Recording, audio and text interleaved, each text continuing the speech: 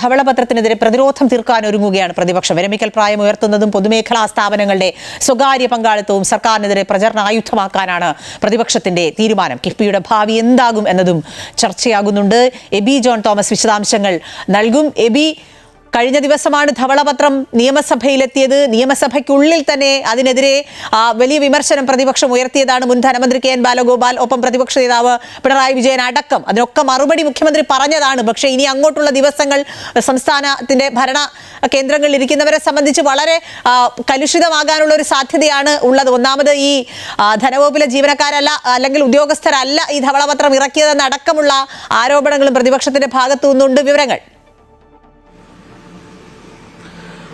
അഖില, ഈ ധവളപത്രം ഇറക്കിയതോടുകൂടി സംസ്ഥാനത്തിന്റെ ധനസ്ഥിതി എന്താണ് എന്നതിനെ കുറിച്ചുള്ള കൃത്യമായിട്ടുള്ള ധാരണ ഉണ്ടായിട്ടുണ്ട് എന്നുള്ളതാണ് ഭരണപക്ഷം സ്വാഭാവികമായും മുന്നോട്ട് വയ്ക്കുന്ന വാദം. പക്ഷേ അതിൽ ചില പുകമറകൾ സൃഷ്ടിച്ചുകൊണ്ട് തന്നെ അങ്ങനെ ഒരു ധവളപത്രം തയ്യാറാക്കി. ഒപ്പം തന്നെ ധനവകുപ്പാണ് ഈ ധവളപത്രം ഇറക്കേണ്ടിയിരുന്നത്, അല്ലെങ്കിൽ തയ്യാറാക്കേണ്ടിയിരുന്നത്. പക്ഷേ ഇത് മറ്റൊരു ഏജൻസിക്ക് ഇത് നൽകുകയും തുടർന്ന് അത് സംസ്ഥാനത്തിന്റെ ഏറ്റവും രഹസ്യാത്മകമായിട്ടുള്ള കാര്യങ്ങൾ പോലും പൊതുസമക്ഷത്തേക്ക് കൊണ്ടുവരുന്ന ഒരു നില ഉണ്ടായിട്ടുണ്ട്. തുടങ്ങിയിട്ടുള്ള കാര്യങ്ങളാണ് ആദ്യഘട്ടത്തിൽ ഈ ധവളപത്രത്തിനെതിരെ ഉയർന്നു വന്ന ഒരു പ്രതിരോധം എന്ന് പറയുന്നത്. അതിനുശേഷം അതിൽ ചൂണ്ടിക്കാണിച്ചിരിക്കുന്ന മറ്റു പല കാര്യങ്ങളുണ്ട്.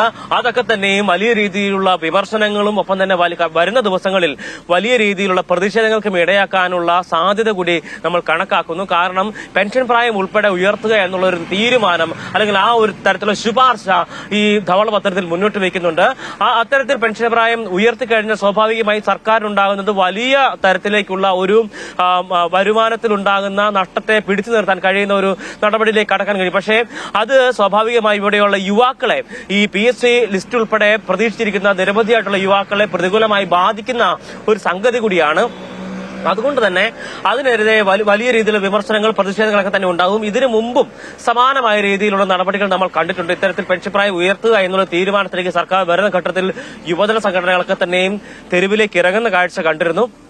അതിന് സമാനമായ രീതിയിലുള്ള പ്രവർത്തനങ്ങളായിരിക്കും ഇനി ഉള്ള ദിവസങ്ങൾ നമ്മൾ ഒരുപക്ഷെ കാണാം. ഒപ്പം തന്നെ എന്തായാലും വ്യക്തമാണ്, വലിയ ചർച്ചകൾ ഈ വിഷയത്തിൽ ഉണ്ടാകും. ഇനി പ്രതിപക്ഷത്തിന്റെ പ്രതിഷേധം എങ്ങനെ, സർക്കാർ അതെങ്ങനെ നേരിടുന്നു എന്നൊക്കെ അറിയേണ്ടതാണ്.